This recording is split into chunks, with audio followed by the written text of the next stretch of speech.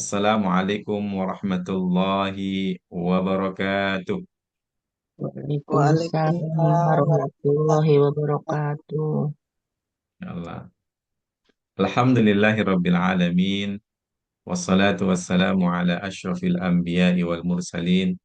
Sayyidina wa maulana Muhammadin wa ala alihi wa ashabihi wa man sara ala nahjihi wa man sara ala nahjihi ila yaumiddin.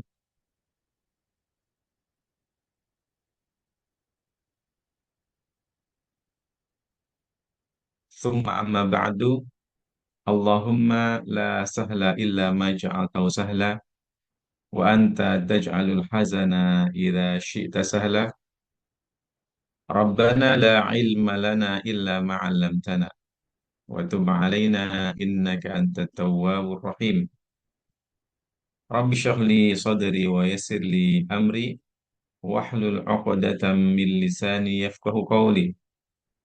Allahumma 'allimna ma yanfa'una wanfa'na bima 'allamtana wazidna ilman wa hudan wa tuqan wa salahan ya rabbal alamin wa ya akramal akramin. Allahumma faqihna fid din wa alimna ta'wil. Amin amin ya rabbal alamin.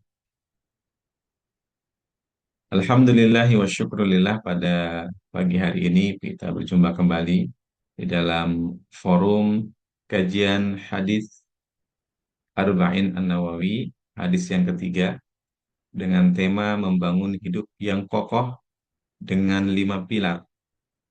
Kita akan mengkaji bareng, ayah bunda, sahabat semuanya, hadis-hadis Rasulullah Sallallahu Alaihi Wasallam yang termuat di dalam kitab Arba'in Nawawi. Mudah-mudahan dengan kita mengkaji hadis-hadis Rasulullah Sallallahu Alaihi Wasallam, kita menjadi paham pesan-pesan beliau yang begitu mulia.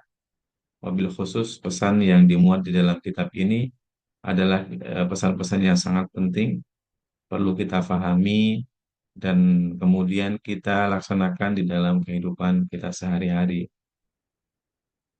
Kemudian sholawat beriring salam, marilah kita senantiasa haturkan kepada baginda Rasul Muhammad SAW. Beliau insan yang paling mulia, yang telah menunjuki umat manusia jalan cahaya, jalan kebenaran, yang semula manusia berada di dalam jalan kegelapan. Lalu beliau hadir, Allah utus menyampaikan wahyu-wahyunya sehingga dijelaskan melalui perantara beliau siapa itu Allah, siapa Tuhan kita, dan bagaimana cara kita menyembah Allah dengan cara yang terbaik. Mudah-mudahan kita semuanya adalah termasuk umat Nabi Muhammad SAW yang senantiasa setia di dalam menjalankan ajaran-ajaran yang telah beliau ajarkan. Sehingga nantinya kelak kita insya Allah berhak mendapatkan syafaatul uzma yaumil qiyamah dan berkumpul kembali dengan beliau di hari kiamat. Amin Allahumma amin. Ayah bunda sekalian, pada pagi hari ini kita lanjutkan kembali hadis yang ketiga. Saya akan share untuk materinya. Semua siap ya insya Allah untuk melanjutkan kegiatan kajian hadis Arba'in An-Nawawi. Nah, apakah sudah nampak?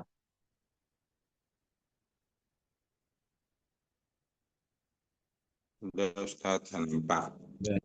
Alhamdulillah. Baik. Hadis yang kedua, tema besarnya adalah tentang rukun Islam. Salah satu hadis yang menjadi pokok dari ajaran Islam. Kita kaji bareng, mudah-mudahan banyak manfaat yang akan kita petik dan ada pemahaman baru yang bisa kita amalkan di dalam kita menjalankan kehidupan sehari-hari.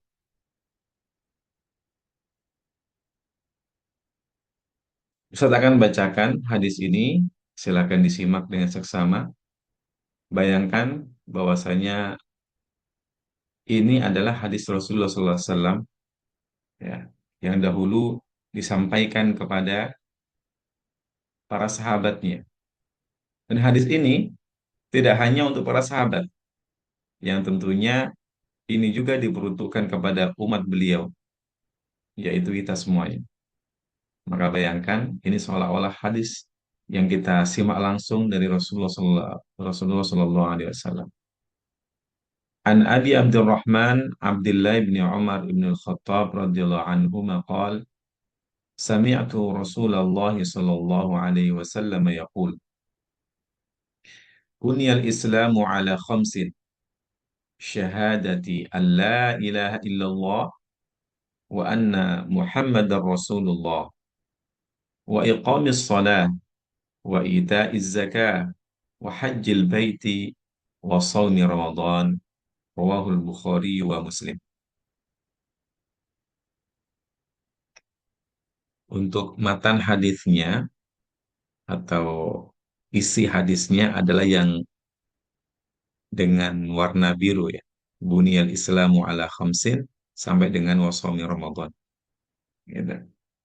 Baik. Sebelum Ustadz mulai, adakah yang sudah hafal hadis ini? Mungkin di antara antum ada yang sudah hafal. Boleh kalau ada yang sudah hafal dituliskan di kolom kolom chat ya. Hadis-hadis arba'in bagus sekali untuk dihafal ya benar sekalian. Ya, hadis-hadis pendek tidak panjang dan hadis-hadis pokok agama. Jadi akan sangat bagus kalau misalnya di antara kita ada yang punya semangat lebih untuk dihafalkan. Tapi kalau misalnya tidak sempat untuk menghafalkan, tidak punya kemampuan, minimal adalah kita pelajari kandungannya, kemudian menjadi bekal untuk kita agar bisa kita amalkan. Nah, seperti itu. Baik, hadis ini dibawakan oleh salah satu sahabat Rasulullah Sallallahu Alaihi Wasallam, yaitu Abdullah bin Umar ibnul Khattab. Abdullah bin Umar ibnul Khattab radhiyallahu anhu. Sebagaimana di bawahnya di sini ada terjemahnya. Sebelum Ustaz eh, jelaskan lebih lanjut, nah, mungkin di antara eh, yang hadir ada yang berkenan untuk membacakan hadisnya, boleh. Ada yang mau mengajukan diri membacakan artinya saja, ya, artinya. Atau Ustaz tunjuk ya. Nah, mohon kepada Bunda Eva, apakah bersedia membacakan artinya?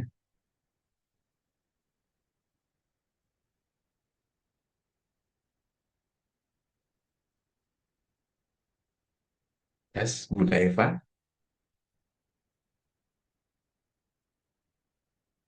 Nah, Bunda Eva kayaknya berkendala di sinyal ya. Halo Bunda Eva, apakah ada bersama kita? Atau ada yang lain yang mau membacakan artinya? Nah, Pak Munawar Saya. bisa Baik, Ustaz. membacakan artinya. Tafadhol, silakan. Nah, Jadi Abu Abdurrahman Abdullah bin Umar bin Al-Khattab radhiyallahu anhuma ia mengatakan bahwa ia mendengar Rasulullah Shallallahu alaihi wasallam bersabda, Islam dibangun di atas 5 perkara. Bersaksi bahwa tidak ada yang berhak disembah melainkan Allah dan Muhammad adalah utusan Allah, menunaikan sholat, menunaikan zakat, menunaikan haji ke Baitullah dan berpuasa Ramadan. Hadis riwayat Bukhari dan Muslim. Baik, insya Allah. Jazakallah khair, Pak Munawar atas bacaan artinya. Nah, itu adalah artinya. Membahas tentang rukun Islam, hadis ini dibawakan oleh Abdullah ibnu Umar bin Khattab. Jadi, Abdullah bin Umar ini adalah putra sahabat Umar. Nah, kita tahu sahabat Umar bin Khattab radhiyallahu anhu adalah khalifah yang ketiga. Beliau memiliki seorang anak laki-laki namanya Abdullah. Ya. Dan kunyah dari Abdullah anaknya Umar bin Khattab ini adalah Abu Abdurrahman. Abu Abdurrahman. Makanya di sini kita lihat radhiyallahu anhuma.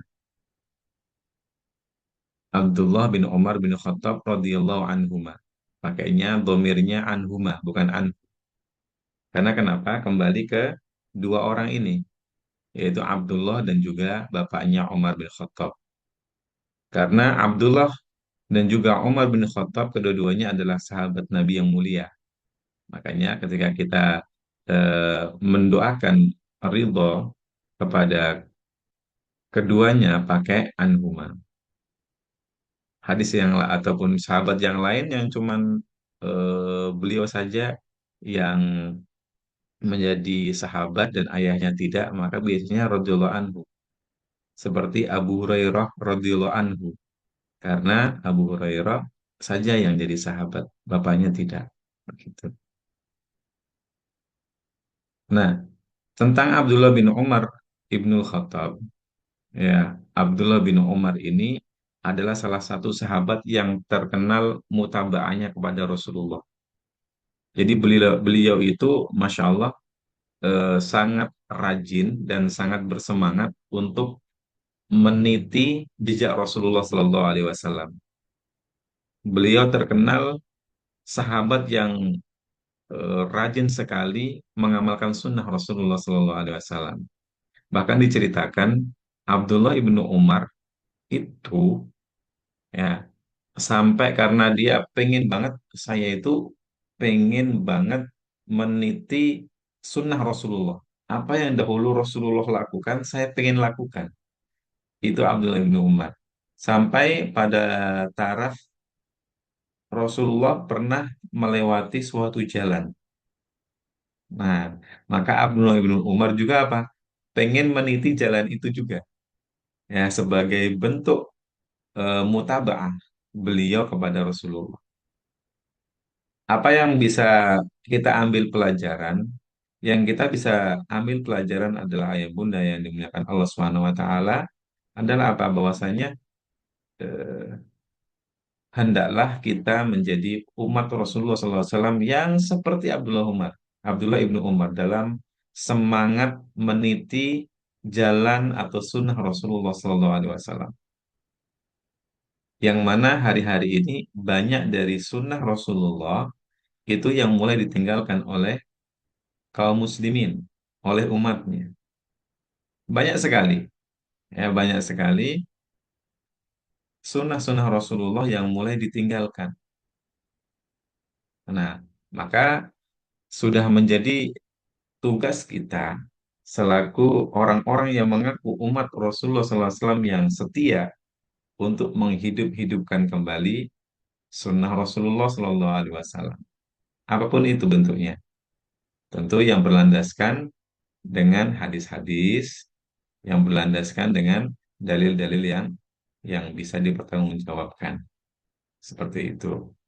Nah, hadirnya kita pada majelis pada pagi hari ini, bagi yang hadir, Alhamdulillah, Barakallahu fikum, mudah-mudahan Allah berkahi ilmu kita semuanya, dan yang belum berkesempatan hadir, nanti insya Allah mudah-mudahan bisa menyimak record atau rekaman ini di YouTube. Ini adalah salah satu ikhtiar kita untuk apa, ayo Bunda? Untuk kita pengen mempelajari sunnah Rasulullah nih. Kita pengen pelajari, setelah kita paham, kita akan berusaha mengamalkannya. Gitu. Karena ini adalah bukti nyata kecintaan kita terhadap Rasulullah Sallallahu Alaihi Wasallam. Makanya di dalam ayat Al-Quran disebutkan, Qul in kuntum tuhibbunallaha fattabi'uni.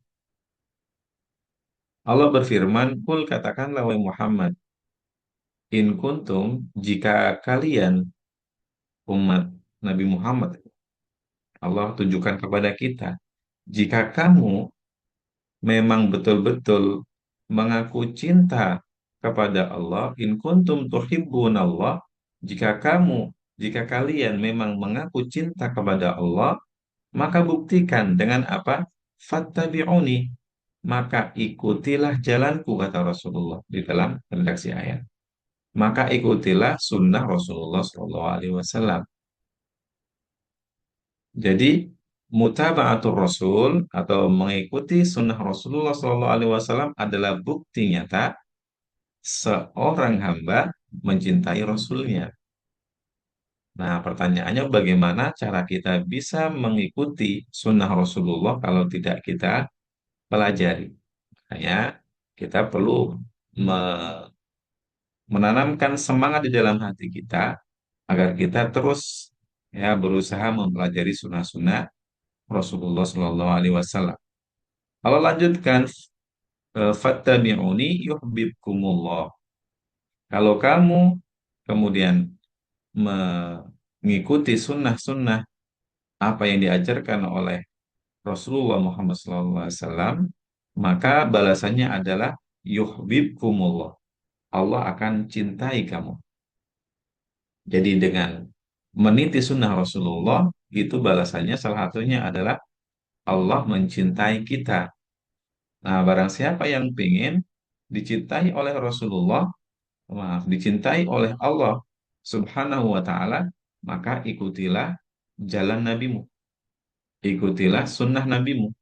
Yuhibbukumullah, niscaya Allah akan mencintai kamu. Nah, ini juga yang dilakukan Abdullah ibnu Umar. Beliau pengen dicintai oleh Allah, makanya berusaha untuk apa?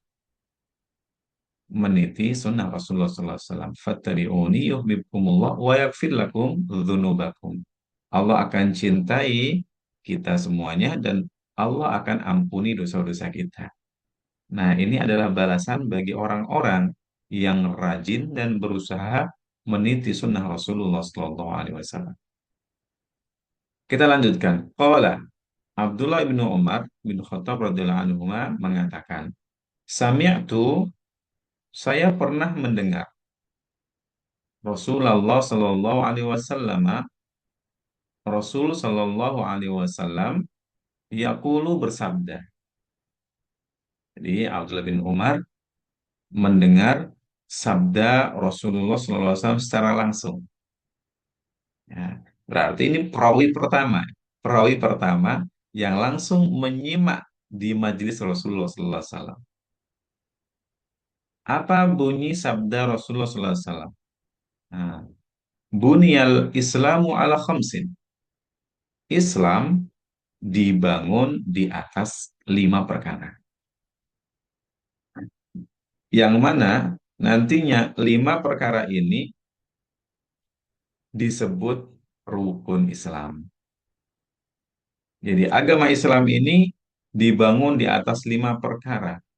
Ibarat Islam dianalogikan seperti rumah, maka rumah itu memiliki 5 pondasi.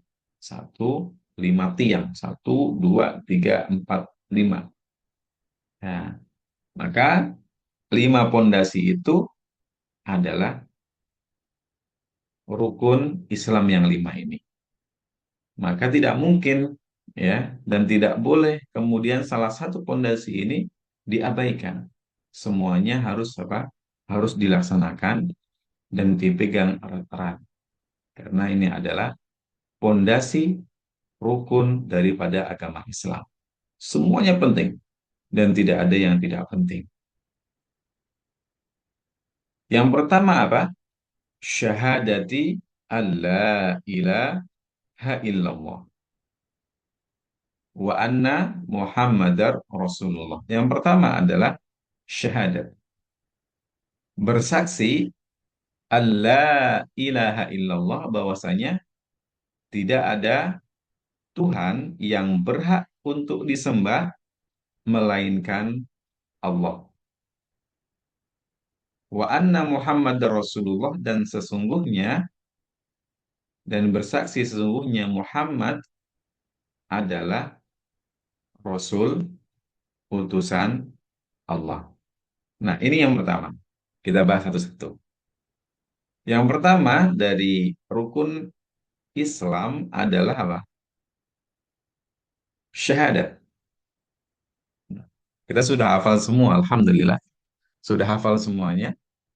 Nah, tinggal kita fahami maknanya dan juga kita fahami apa konsekuensi dari syahadat ini. Syahadat adalah pekerjaan apa? Lisan, bersaksi. Tapi ketika seseorang bersyahadat untuk masuk Islam, itu harus berbasis keyakinan yang kuat.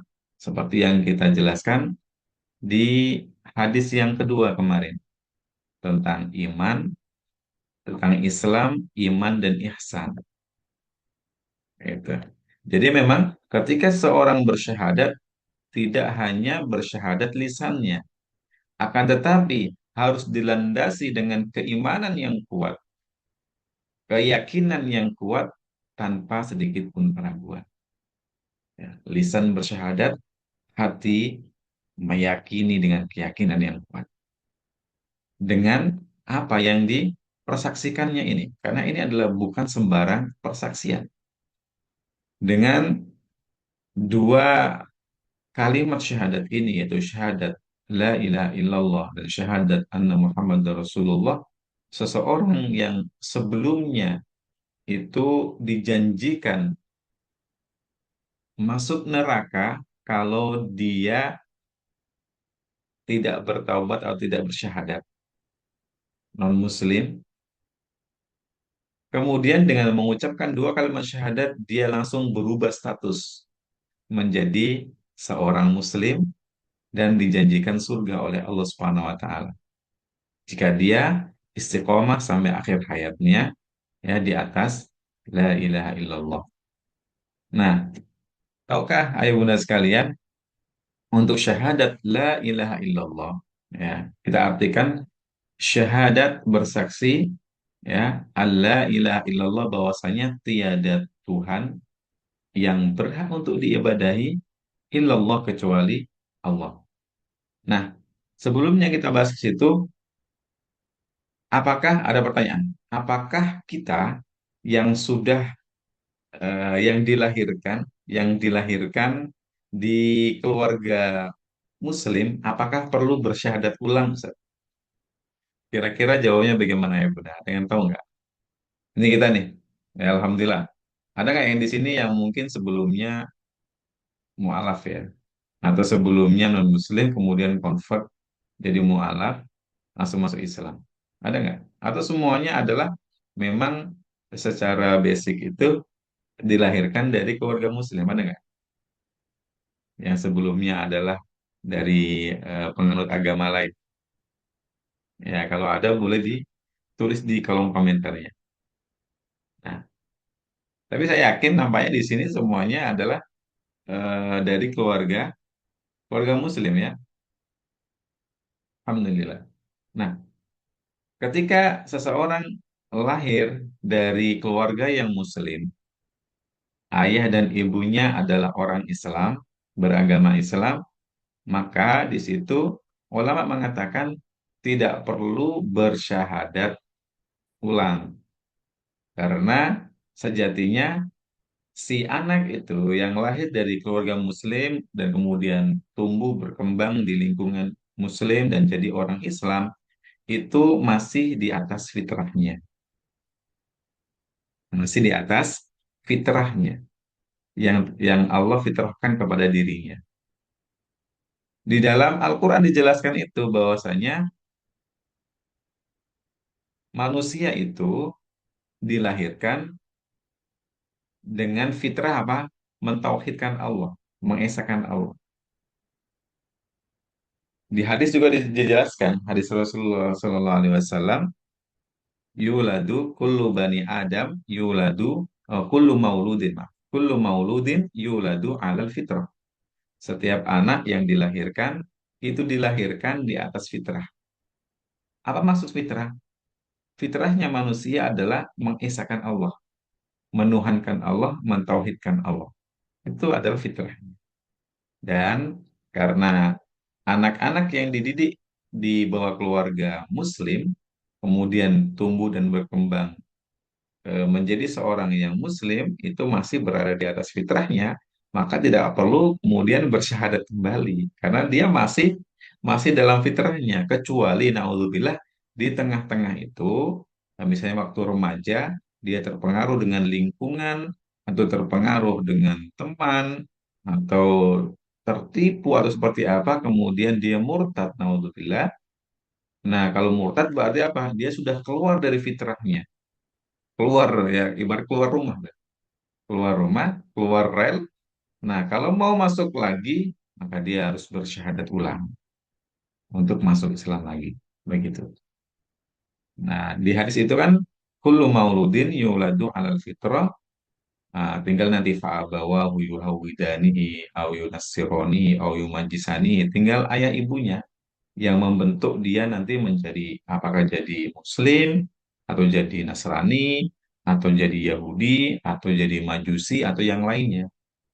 Nah, ketika seorang ternyata dididik oleh keluarganya yang notabene-nya non-Muslim menjadi agama yang lain, penganut agama lain, ketika seorang itu mau masuk ke dalam Islam, dia baru harus bersyahadat dengan dua syahadat ini. Oke, kita kembali. Makna la ilaha illallah. Jadi di sini ada dua penggalan la ilaha illallah itu. Yang pertama adalah la ilaha. Apa arti la ilaha? La ilaha itu artinya adalah tiada Tuhan. Tiada Tuhan. Di sini dalam bahasa Arab disebut adalah nafi. Jadi dengan perkataan ini kita menafikan seluruh Tuhan. Tidak ada Tuhan. Tapi ini baru penggalan ya. Jangan sampai kita berhenti di sini. Bahaya. Kalau orang-orang ateis, ya, syahadatnya sampai sini aja. Sebenarnya orang ateis itu tinggal selangkah saja itu, sudah setengah, yaitu mereka mengatakan tidak ada Tuhan, la ilaha. Nah, cuman belum belum cukup. Kalau sampai sini, ya orang kalau mengatakan la ilaha tidak ada Tuhan, dia dia apa? Dia kufur kepada Allah, ya, dia kufur kepada Allah. La ilaha, tidak ada Tuhan. Kita menafikan seluruh wujud Tuhan. La ilaha, tidak ada Tuhan. Barulah datang penggalan berikutnya, yaitu namanya eh, istisna atau isbat, penetapan. Setelah kita menafikan dengan kalimat la ilaha illallah, lalu kita tetapkan. Ya, la ilaha itu menafikan, kemudian kita tetapkan setelah itu dengan kalimat illallah, kecuali Allah. Tidak ada Tuhan kecuali Allah saja. Jadi Allah itu Tuhan yang satu dan satu-satunya. Ya, tidak ada Tuhan yang lain selain Allah. Itu di dalam akidah dan kepercayaan kita yang harus kita yakini dengan keyakinan yang mantap. Hanya kita terus terus kita ucapkan berulang-ulang. Kalau kita dulu sudah bersyahadat dan sudah meyakini tentang la ilaha illallah, tidak ada Tuhan yang berhak untuk dipersembahkan ibadah, yang berhak untuk diibadahi, yang berhak untuk kemudian kita mintai doa, yang berhak kita sujud kepadanya, rukuk kepadanya, tunduk kepadanya, kecuali hanya Allah, kecuali hanya Allah saja. Nah, jadi kalaupun misalnya hari ini kita mendengar ada sebagian manusia yang menuhankan selain Allah, apapun itu, ya apapun itu, maka sejatinya di dalam akidah kita hal-hal yang dipertuhankan manusia selain Allah adalah itu hanya statusnya dipertuhankan, apa? Dipertuhankan. Ada orang yang menuhankan matahari, ya ada, ya mereka menganggap bahwasanya matahari itu Tuhan. Ada sebagian manusia yang menuhankan api, ada ya yang menuhankan api. Ada sebagian manusia yang menuhankan manusia juga, ada juga.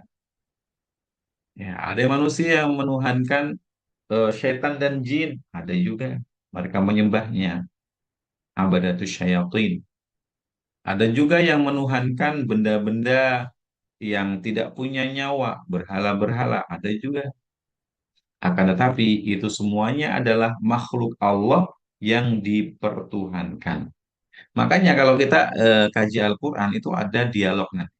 Ya, ada dialog nanti di hari kiamat akan ada dialog antara eh, syaitan ya dan para penyembahnya, para pengikutnya. Akan ada dialog. Ya. Dulu kami para para pengikutnya itu mengatakan dulu kami apa mengikuti kamu ya waktu di dunia. Ya, setan tidak mau tahu. Ya, salah kalian sendiri. Kalian sudah diingatkan di dalam Al-Quran, di dalam hadis oleh Rasulullah juga. Kalian tetap mengikuti aku.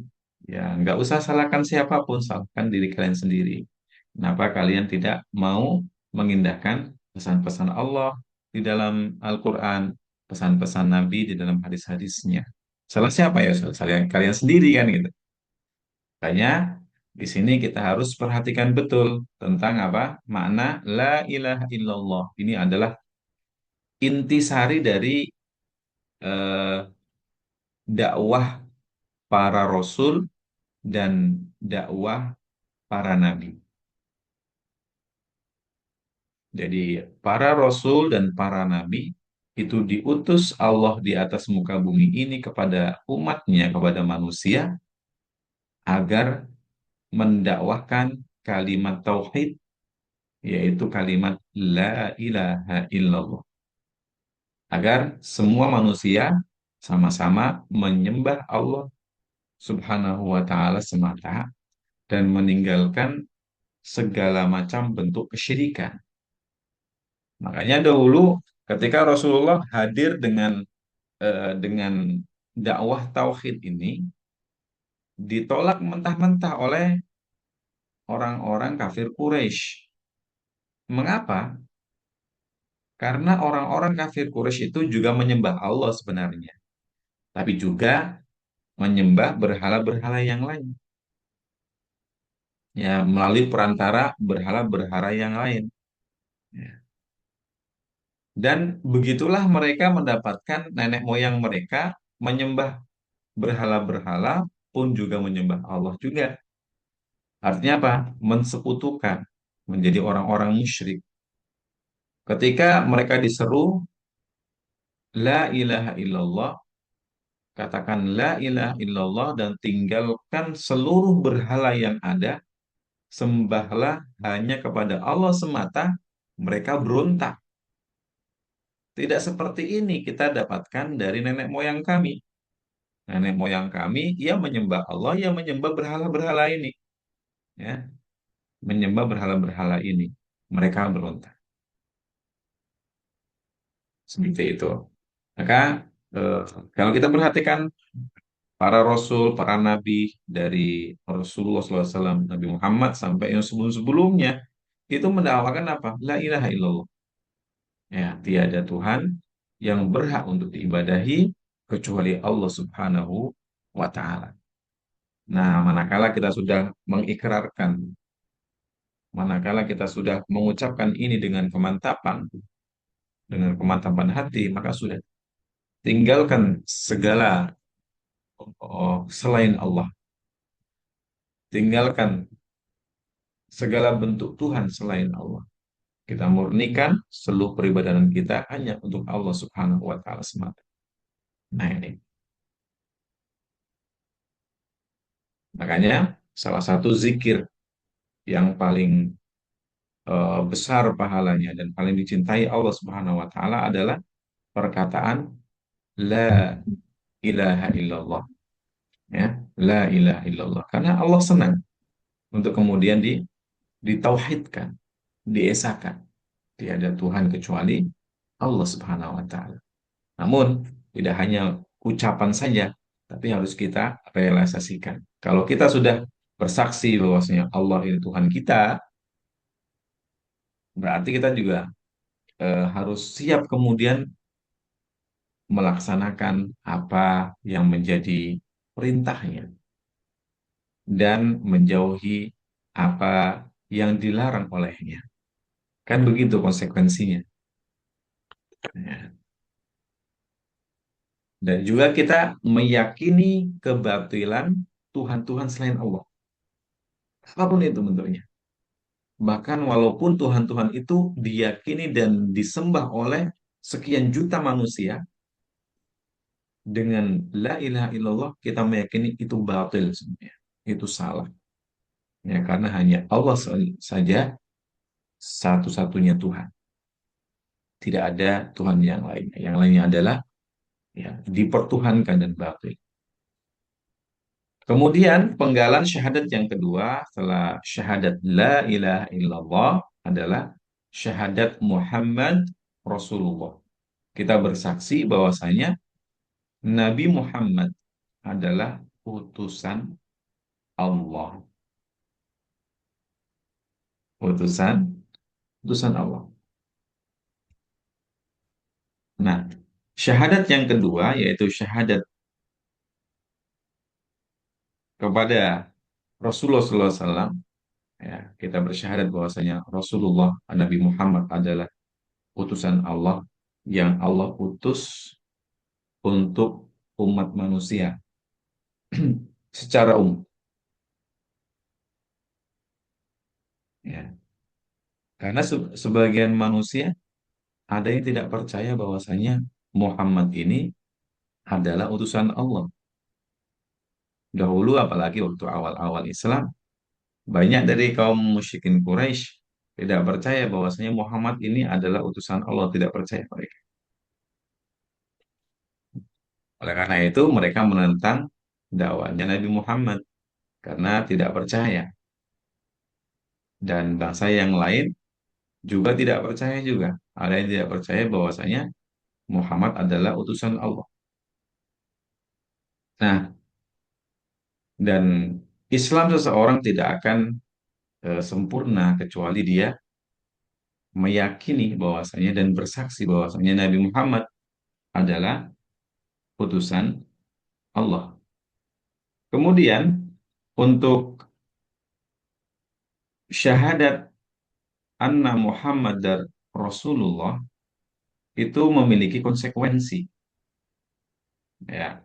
Di antara konsekuensinya adalah ta'atuhu fima amar. Jadi kita harus taat kepada apa yang diperintahkan oleh Rasulullah. Apa yang diperintahkan harus ditaati. Ta'atuhu fima amar. Kemudian wa tasdiquhu fima akhbar. Dengan apa yang diinformasikan oleh Rasulullah, baik dari perkara yang nyata yang bisa kita lihat, apalagi perkara-perkara yang gaib. Nah, ini terutama kita harus apa? Tasdik, harus mempercayai 100%. Apalagi kalau misalnya informasi itu datang sampai kepada kita dari jalur yang sahih. Itu harus kita percayai. Ya, kita harus percayai. Misalnya tentang kabar-kabar tentang akhirat, tentang sisa kubur, tentang hal-hal yang gaib, itu harus kita percaya semuanya. Kemudian wajdinabu ma naha anhu wa zajar, dan juga menjauhi setiap apa yang dilarang oleh Rasulullah SAW. Kita harus jauhi. Dan terakhir wa alla yu'badullah illa bima syara, dan tidaklah menyembah Allah kecuali dengan tata cara yang sudah diajarkan oleh Rasulullah SAW. Gitu. Nah, ini empat hal setidaknya. Menaatinya, kemudian dengan apa yang diperintahkan, kedua menjauhi apa yang dilarangnya, kemudian membenarkan seluruh informasi yang beliau sampaikan, kemudian menyembah Allah dengan syariat yang beliau bawa, dengan ajaran yang beliau bawa. Empat hal ini menjadi konsekuensi dari syahadat Rasulullah SAW. Syahadat yang kedua, bersaksi bahwa Nabi Muhammad adalah utusan Allah. Empat itu adalah konsekuensinya. Nah, jadi tidak sekedar ucapan lisan aja, Bapak Ibu sekalian, tapi apa? Kita harus praktekkan konsekuensi itu. Karena kita tahu bahwasanya karena Rasulullah adalah utusan Allah, dan Allah juga di dalam Al-Quran sudah menyebutkan tentang Rasulullah ya. Wa ma yantiqu anil hawa in huwa illa wahyun yuha. Tidaklah Muhammad itu berbicara dari hawa nafsunya. Tidak. Melainkan apa yang dia bicarakan itu adalah wahyu yang telah aku wahyukan. Begitu. Jadi hadis-hadis Rasulullah SAW sebenarnya itu adalah wahyu Allah. Hanya saja bedanya dengan Al-Quran adalah apa? Kalau hadis secara makna dari Allah, akan tetapi redaksinya dari Rasulullah. Adapun Al-Quranul Karim itu dari sisi makna maupun dari sisi lafaz itu semuanya dari Allah langsung. Tidak ada campur tangan Rasulullah SAW di situ. Gitu. Nah, ini adalah rukun yang pertama yang harus kita pahami dan harus kita kemudian berusaha kita amalkan. Nah, gitu ya, ya Bunda. Jadi harus kita pahami betul. Kita lanjutkan. Ini adalah rukun yang pertama. Alhamdulillah, mudah-mudahan Allah teguhkan hati kita semuanya di atas syahadat la ilaha illallah wa anna Muhammadar Rasulullah. Rukun yang kedua adalah wa iqamis shalah, dan ini adalah eh, rukun yang sangat penting, dan hari-hari ini ya ini tentu sangat disayangkan, banyak generasi umat Islam yang mulai menyepelekan rukun yang kedua ini, yaitu apa? Dan menegakkan sholat.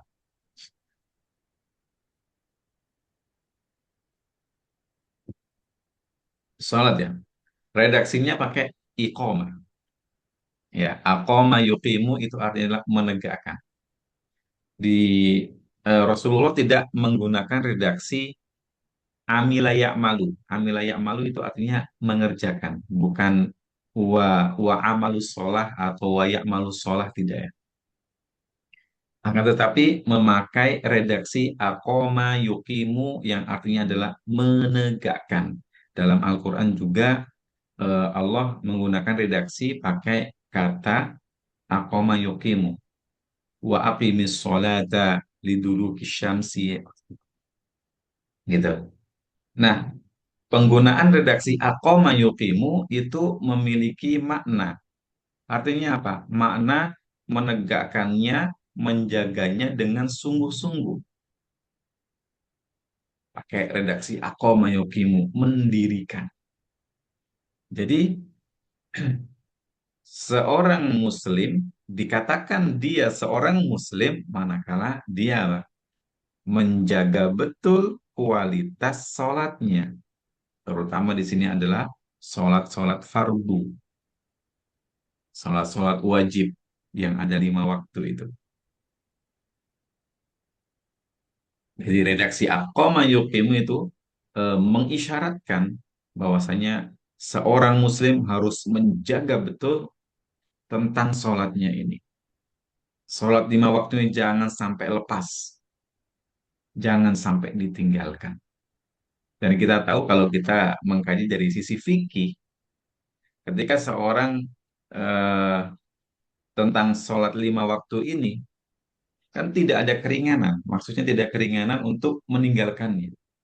Dalam kondisi apapun, seseorang tetap wajib sholat selama akalnya masih ada. Ya, selama akalnya masih ada, seseorang tetap wajib sholat. Kewajiban itu tidak gugur dari pundaknya. Bayangkan, kalau yang lain-lain mungkin ada keringanan ya, tapi sholat tidak ada. Selama orang masih waras. Meskipun badannya itu lumpuh semuanya, hanya matanya saja yang bisa bergerak ke kanan dan ke kiri, ke atas dan ke bawah, maka sudah itu menjadi kewajiban atau landasan kewajiban. Yang penting akalnya masih ada, masih bisa berpikir. Gitu. Makanya di dalam kajian fikih kita bahas, orang harus kemudian melaksanakan sholat 5 waktu. Kalau bisa dia dilaksanakan dengan berdiri, dia wajib berdiri.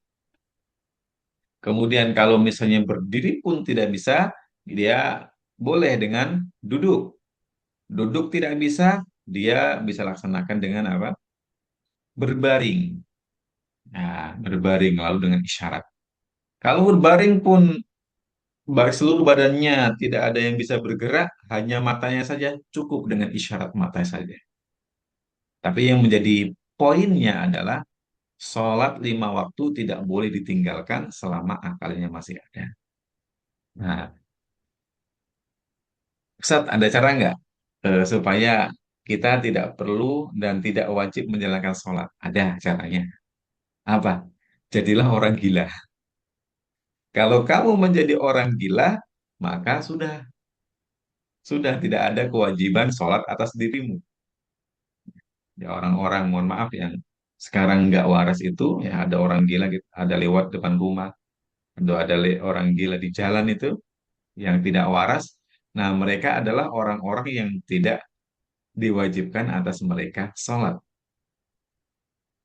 Tapi selama kita waras, selama kita bisa berpikir, otak akal pikiran kita masih ada, ya selama itu pula jangan sampai meninggalkan sholat. Dan di sini ayah bunda sekalian, ini juga menjadi satu kewajiban untuk kita semua ya sebagai orang tua. Ya, di samping kita menjadi contoh ya, suri tauladan untuk anak-anak kita, kita juga terus harus mengajak anak-anak kita untuk sholat, untuk mengerjakan sholat. Kita pantau ya sejak kecil kita sudah ajarkan mereka untuk sholat. Yang laki-laki diajak bapaknya ya untuk pergi ke masjid supaya apa? Mereka dekat dengan masjid, terbiasa sholat di masjid gitu. Dan iqamis sholah, mendirikan sholat ini juga eh, memiliki makna harus dikerjakan dengan cara yang terbaik. Jadi tidak asal-asalan. Terus bagaimana kita bisa melaksanakan dengan cara yang terbaik? Tentunya apa? Tentunya dengan mempelajari caranya sesuai dengan apa yang diajarkan oleh Rasulullah Shallallahu Alaihi Wasallam. Ya, kemudian dijelaskan di dalam kitab-kitab para ulama. Kita perlu belajar supaya kita bisa melaksanakan sholat dengan sebaik mungkin. Kalau orang tidak punya ilmu tentang tata cara sholat yang baik dan benar sesuai tuntunan Rasulullah SAW, maka dia akan sholat sesuka hatinya. Sholat dia dengan prasangka kayaknya saya sudah benar deh. Atau bahkan ya, yang penting saya sudah sholat tidak. Harus berbasis ilmu. Makanya perlu ya terus belajar bagaimana sholat yang benar, bagaimana takbiratul ihram yang benar, bagaimana menata niat yang benar, persiapan sebelum sholat, ya kan, wudhu yang benar. Ya. Betapa banyak orang hari ini yang wudhunya tidak sempurna. Ada bagian dari tubuh yang tidak dibasuh misalnya, nah itu menyebabkan ya menyebabkan apa? Menyebabkan wudhunya tidak sah sehingga sholat tidak sah. Kan banyak kayak gitu. Ya, beberapa kali saya negur orang karena apa wudhunya tidak sempurna, ada tumit atau bagian anggota tubuh yang wajib dibasuh tapi tidak dibasuh olehnya. Itu kan fatal, menyebabkan sholatnya tidak sah dan begitu seterusnya, begitu seterusnya. Ya, dari hadis ini kita pahami seorang muslim harus benar-benar menjaga sholatnya, menjaga kualitas sholatnya, dan berusaha melaksanakannya dengan cara yang paling terbaik, dengan kekhusyuan yang paling terbaik. Seperti itu. Ini adalah tentang sholat. Yang pertama syahadat, yang kedua sholat. Selanjutnya, oh ya, tentang sholat ya. Nah, sholat juga ini adalah kategorinya eh, amal jasadi, yaitu amalan badan, amalan badan. Karena tidak ada sangkut pautnya tentang harta.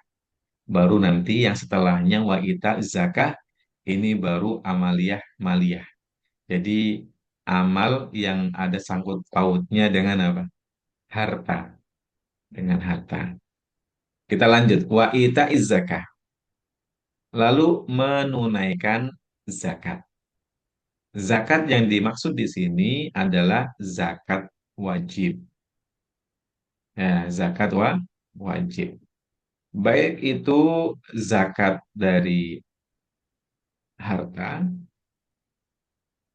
yang wajib dizakati dengan ada beberapa macam ya kan tidak semua harta itu wajib dizakati ya seperti zakat emas, emas simpanan, lalu zakat tabungan, lalu ada lagi zakat pertanian, lalu ada zakat barang-barang dagangan ya zakatul urudut tijarah namanya.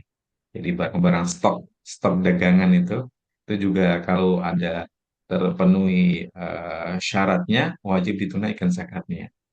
Kemudian zakat apa namanya peternakan ya binatang ternak yang diternak itu juga ada zakatnya. Itu pun tidak semua semua hewan ya, tapi hewan-hewan tertentu seperti sapi, seperti onta, seperti kambing atau domba. Nah, itu apa? Ada zakatnya. Kalau ayam gimana Ustaz? Ayam ada, kita ternak ayam atau bebek, itu ada zakatnya nggak? Kalau zakat berupa binatangnya, ya nggak ada. Tapi nanti itu kena zakatnya adalah di zakat hasilnya, ya hasilnya. Nah, kan nanti setelah dia jual, nanti kan dapat hasil dana tuh. Nah, dananya itu yang nanti ada kena zakatnya. Ya, begitu. Jadi yang memiliki harta yang terkena zakat dan sudah memenuhi dua hal. Ya, dua hal. Yang pertama adalah memenuhi batas nisab. Ya, batas nisab. Contoh misalnya simpanan emas, simpanan emas. Ya, nisab emas itu adalah senilai 85 gram emas. Sekarang emas berapa ya? Ada yang tahu emas berapa sekarang? 2 juta lebih ya? 2 juta lebih. Ya, anggaplah 2 juta. Anggaplah 2 juta. Atau saya kemarin cek kalau nggak salah, sekitar 2.300.000. Kalau dikali 85 gram, maknanya 195.500. Sekitar 190-an juta. Jadi kalau misalnya ada orang yang memiliki emas sebesar 5 gram atau memiliki dana tabungan sebesar 195 jutaan, berarti sudah sampai nisab itu hartanya. Sudah sampai nisab. Nah, ini berarti sudah masuk syarat yang pertama. Ya, dia sudah sampai nisab. Kemudian syarat yang kedua adalah ada haul namanya. Haul artinya bertahan selama 1 tahun. Nah, kalau di tahun berikutnya dia dicek ternyata dananya masih senisab, maka dia wajib mengeluarkan 2,5%. Nah, dikeluarkannya 2,5%-nya seperti itu. Nah, kalau 2,5%-nya ya dia keluarkan untuk untuk zakat.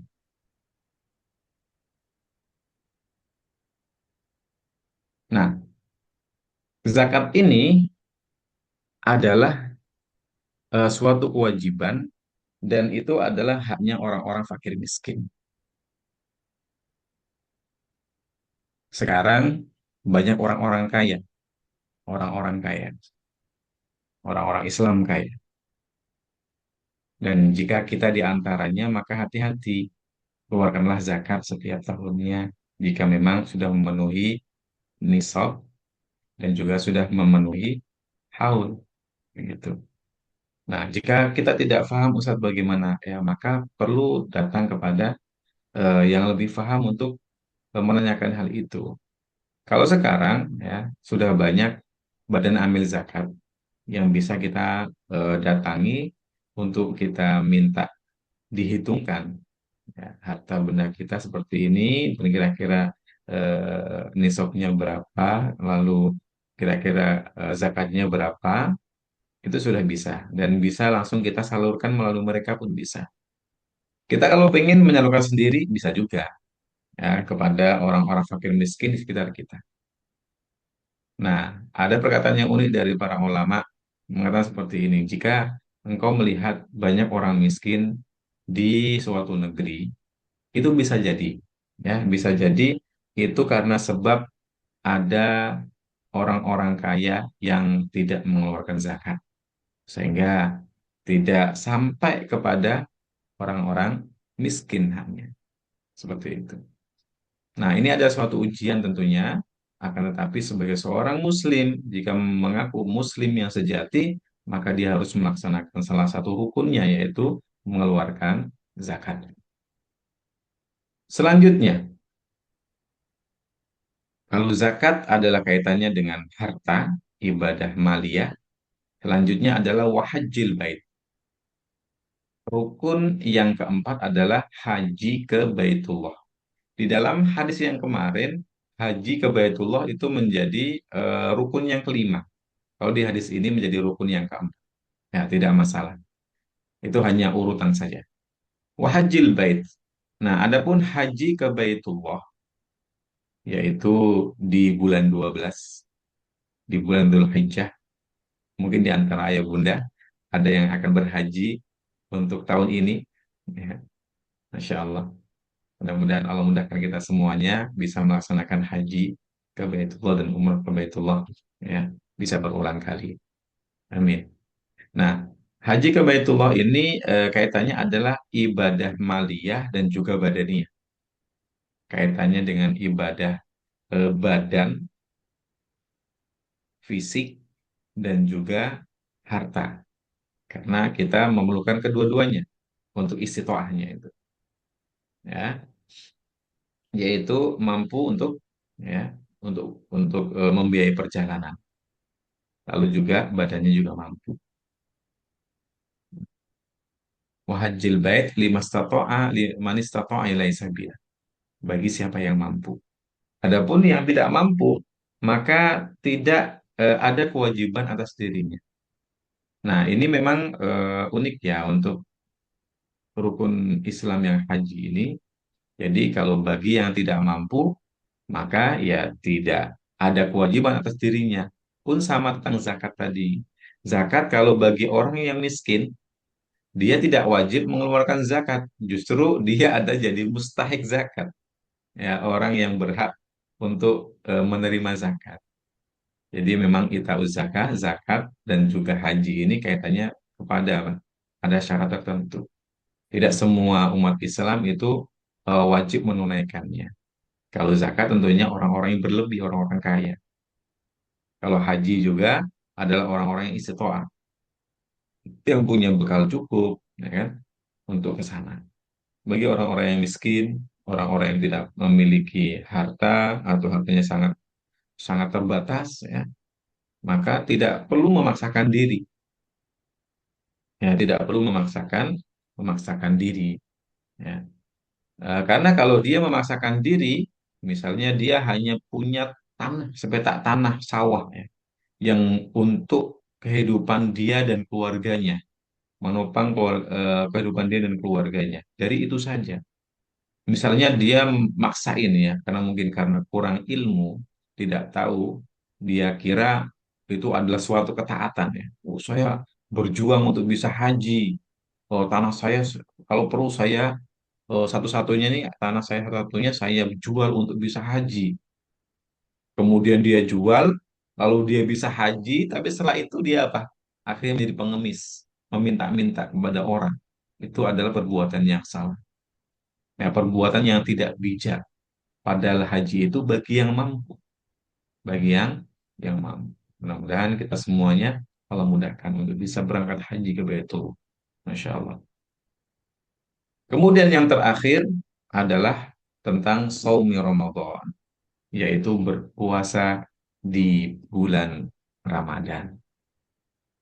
Kalau ini kaitannya ada dengan amaliyah badaniyah, yaitu ibadah badaniyah, ibadah anggota tubuh fisik, yaitu menahan lapar dan haus dan berhubungan suami istri sejak terbitnya fajar sampai terbenamnya matahari untuk melaksanakan puasa untuk taat kepada Allah Subhanahu wa taala.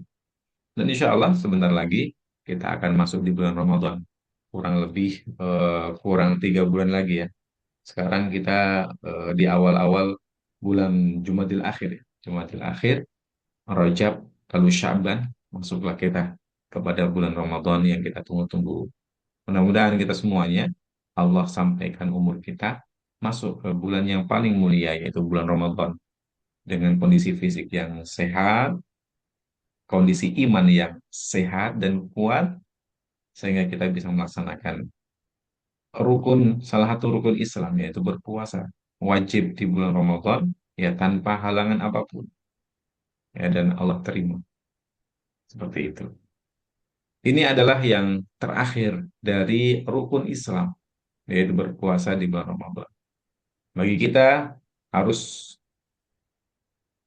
kita laksanakan ya sebaik mungkin kecuali punya uzur-uzur tertentu ya sudah dijelaskan dalam fikih ya uzur-uzur tertentu maka seperti orang yang tua misalnya tua renta yang nggak bisa berpuasa bisa diganti dengan fidyah dan lain sebagainya. Nah, namun kita sebagai orang tua juga harus kemudian mengajari anak-anak kita untuk berpuasa agar mereka terbiasa berpuasa sejak kecil. Ya. Karena apa yang dibiasakan dari kecil itu akan mudah dilakukan ketika mereka sudah dewasa. Ya. Dengan cara-cara tertentu. Misalnya berpuasa setengah hari kah, ya, kalau yang kuat berpuasa 1 hari dan lain sebagainya. Intinya diajarkan sejak sejak kecil. Nah ini ayo bunda sekalian adalah rukun Islam yang ada 5. Kita sudah paham semuanya, kita sudah hafal semuanya. Tinggal bagaimana kita menjaga betul rukun iman ini bisa kita laksanakan dengan baik.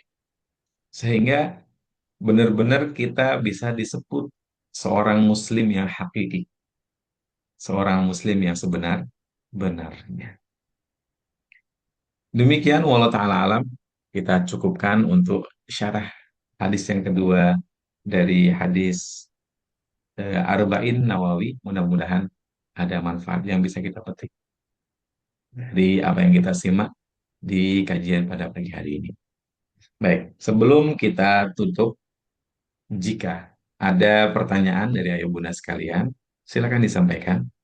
Namun jika tidak ada, kita akan tutup majelisnya. Apakah ada yang mau bertanya terkait rukun Islam yang ada 5 ini? Wah Ustaz, ini mah rukun Islam sudah Ada Pak dihafal. Ustadz. Dipersilakan dengan benda siapa ini? Saya Ibu Johar Nah, mau silakan bertanya, Bunda, silakan. bolehkah? Apakah boleh orang yang benar-benar tidak mampu, tidak bayar zakat, fitrah? Sedangkan itu kan termasuk rukun Islam. Apakah boleh gitu, Pak Ustadz? Ya, Ya. Terima kasih. Assalamualaikum warahmatullahi wabarakatuh. Waalaikumsalam warahmatullahi wabarakatuh.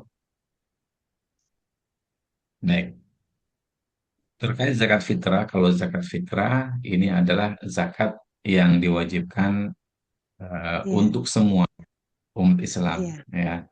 Pokoknya yang bernyawa itu wajib zakat, gitu ya. Nah, dan ini tidak ada nisabnya, beda dengan jenis harta yang lainnya dan jenis zakat yang lain. Nah, terkait zakat fitrah, jika, ya, ini jika kita berandai ada seseorang yang tidak memiliki harta sedikit pun, tidak memiliki harta yang bisa dikeluarkan untuk zakat fitrah. Nah, maka seperti apa? Maka tentu tidak ada kewajiban atas dirinya. Karena apa? Dia tidak punya sesuatu untuk dikeluarkan. Ya, tidak punya sesuatu sama sekali. Ya, sama sekali. Nah, ini ya orang perlu dibantu. Ya, perlu dibantu. Makanya dari sini, walau ta'ala alam, perlulah umat Islam saling apa? Saling tolong menolong. Saling tolong menolong. Namun biasanya kalau nggak tahu di kota ya, kalau di kampung-kampung itu kalau ada warga miskin itu biasanya menjadi eh, orang penerima zakat banyak ya. Ya. Nanti kalau misalnya kalau di kampung, kalau di kota walau alam seperti apa nanti. Kalau di kampung, kalau ada si A yang fulan itu misalnya ada fulan ini keluarga miskin banget, ya sampai mau ngeluarkan zakat fitrah aja nggak bisa, ya dia nanti bisa apa? Bisa menunggu dia mendapatkan zakat fitrah ya dari orang-orang. Ya, setelah terkumpul biasanya banyak. Nah, dia bisa keluarkan zakat fitrahnya dari nasi itu tuh, apa dari beras itu. Itu bisa. Namun kalau pertanyaannya jika tidak punya sama sekali Ustadz harta yang dikeluarkan untuk berzakat, zakat fitrah sekalipun, itu bagaimana? Ya, wala alam maka ya tidak wajib atas dirinya. Karena apa? Tidak ada sesuatu yang dikeluarkannya gitu. Namun jika ada sesuatu yang bisa dikeluarkan, maka dia harus keluarkan. Wallahu a'lam. Baik, ada yang lainnya jika ada, silakan. Saya Ustadz Munawar. Ya, silakan Pak Munawar. Tadi saya dengar Ustadz bilang menyembah manusia ya. Itu menyembah manusia itu yang seperti apa ya Ustadz? Seperti Nabi Isa yang disembah kaumnya atau seperti Fir'aun yang bisa membenarkan yang salah dan menyalahkan yang benar itu. Iya. Gimana? Terima kasih atas pertanyaannya Pak Munawar. Ya, di antara bentuk menyembah manusia adalah satu kayak tadi. Ya, sebagian umat manusia mereka beranggapan bahwasanya Nabi Isa, Nabi Musa, ya, Nabi Isa itu adalah Tuhan, anak Allah. Gitu. Naudzubillah ini adalah tentu di dalam Al-Quran sudah dijelaskan oleh Allah. Ini adalah perkataan yang dimurkai Allah Subhanahu Wa Taala. Mereka menyembahnya, ya, menyembahnya sebagai Tuhan. Ada yang modelnya seperti itu. Kemudian ada juga yang menyembah manusia, ya, ada dijelaskan satu hadis, ya. Jadi ada sebagian manusia yang menyembah para rahib, ya, menyembah para rahib. Terus tanyakan kepada Rasulullah, bagaimana orang itu menyembah para rahib? Ya, yaitu apa? Yaitu ketika para rahib itu menghalalkan yang haram dan mengharamkan yang halal, lalu diikuti oleh manusia, bukankah itu bentuk dari taat dan menyembahnya? Nah, begitu. Itu bisa dikategorikan apa? Menyembah seperti itu. Nah, kalau Fir'aun, ya mungkin nggak kemudian disembah? Ya bisa jadi kalau misalnya pengikutnya yang menyembahnya dan menganggapnya sebagai Tuhan, bisa jadi, ya bisa jadi sembahnya. Ya. Kemudian menggantungkan ya, segala macam eh, permintaannya kepada Fir'aun, sehingga dikategorikan menjadi syirik seperti itu. Wallah alam. Baik, satu lagi terakhir sebelum kita tutup, jika Contoh. ada.